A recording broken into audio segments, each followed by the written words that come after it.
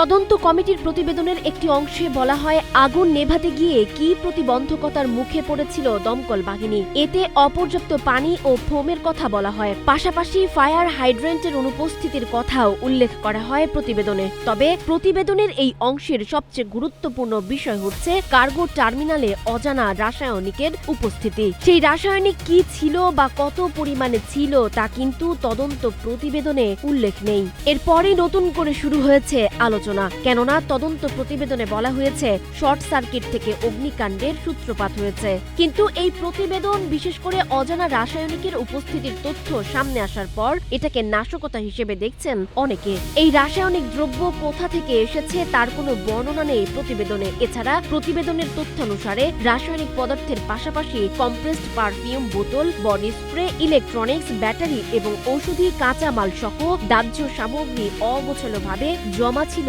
ঘটনাস্থলে।